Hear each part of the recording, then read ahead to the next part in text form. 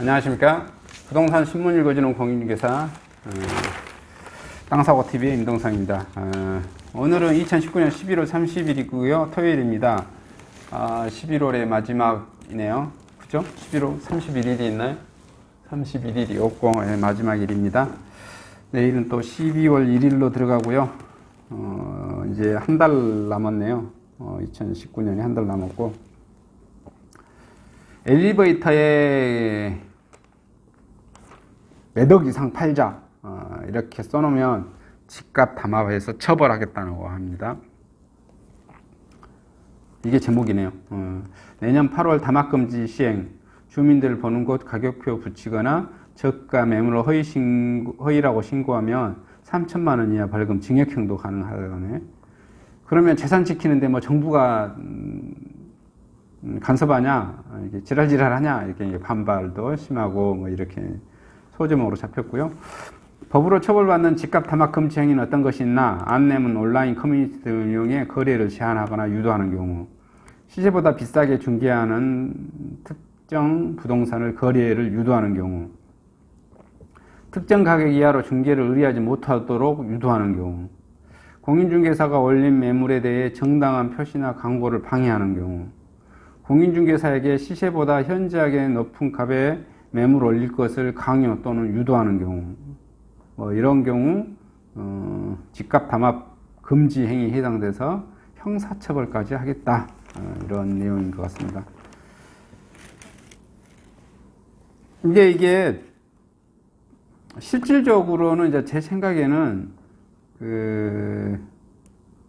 이런 이제 법이 있고 명백하게 이렇게 드러나는 경우는 처벌은 하려면 할 수 있을 거예요. 근데 이제 뭐 이런 법이 생기면 또 이렇게 사람들도 알잖아요. 이렇게 되면 처벌 받는다는 사실을 알기 때문에 애매모호하게 걸리게끔 이렇게 해서 또 암암리할 거예요. 그런 경우 이제 법의 잣대를 이렇게 원래 사람들은 어떤 뭐가 나오면 거기를 또 우회 전략하려고 하는 게 인간의 본성이기 때문에 뭐 그렇게 되지는 뭐 않을 거라고 봅니다. 근데 이제 제 개인적인 생각은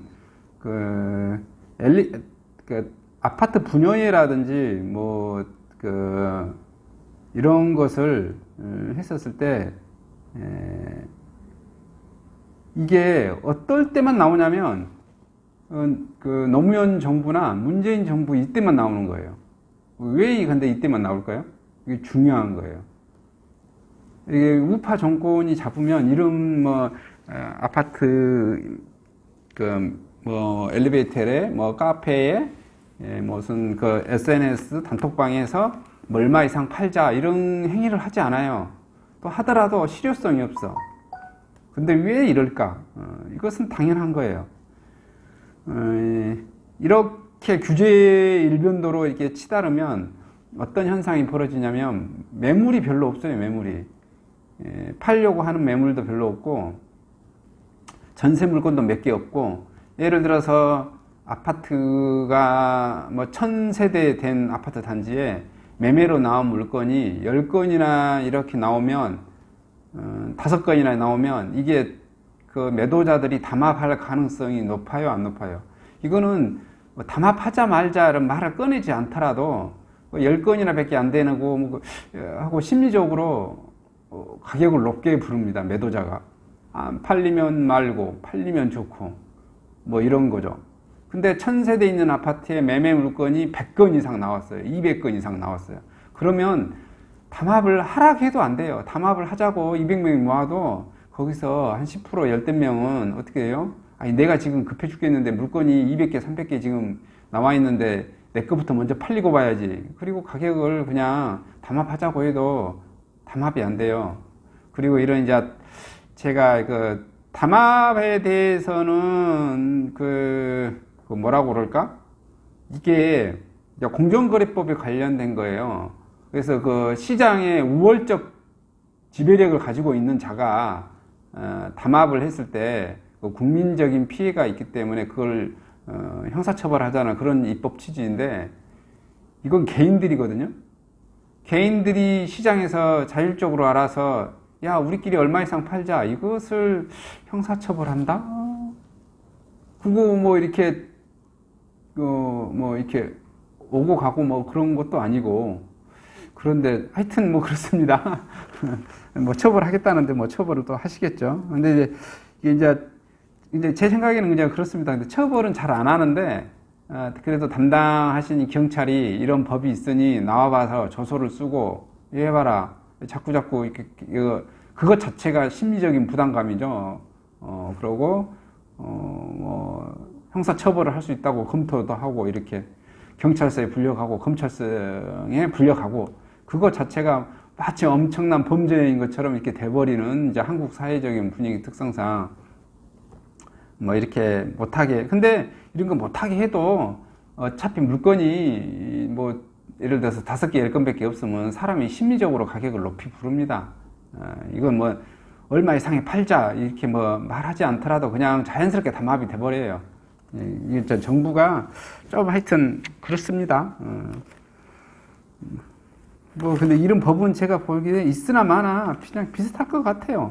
이런 법이 없어도 그냥 자연스럽게 담합이 됩니다. 물건이 적으면 그냥 이게 통계인 것 같아요. 통계.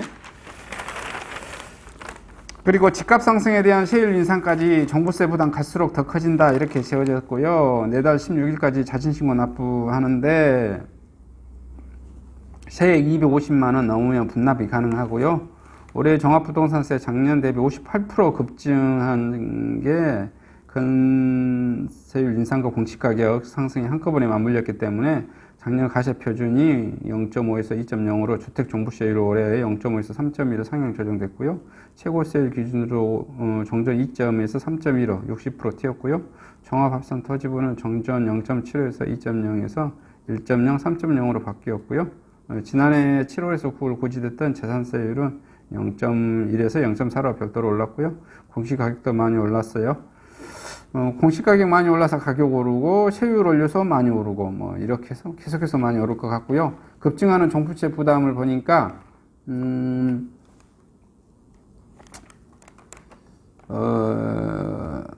2015년에는 8만 5천 명, 2016년에는 33만 9천 명,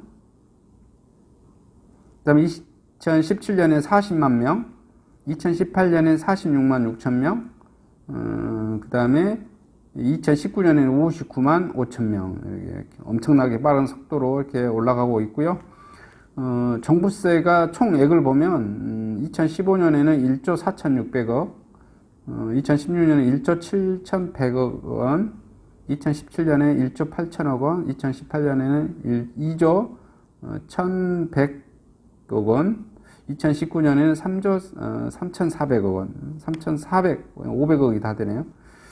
이렇게 지금 가파르게 증가를 하고 있습니다.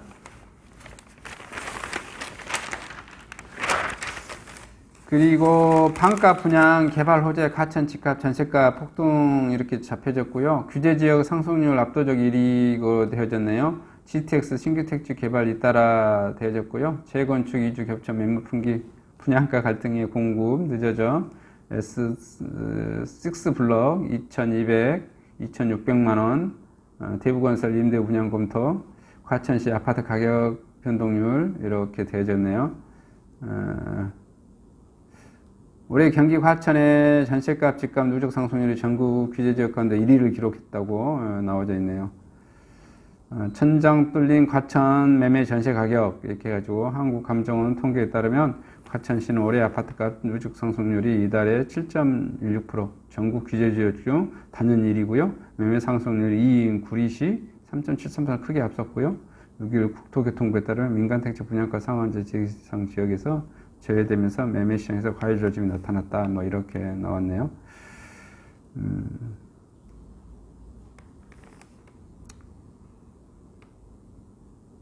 그 다음에 뭐 비규제지역 지역 전매 제한 짰고 서울도 갖고가 청약해야죠. 이거 안양, 만안구 아르테자이 제가 임동성 쳐서 아르테자이 치면 여기 그 아르테자이에 대해서 좀 더 자세하게 홍보 자료 좀 나와져 있습니다. 그거 뭐 보시면 되실 것 같고요. 투자 목적으로 아르테자이 하셔도 좋을 것 같더라고요.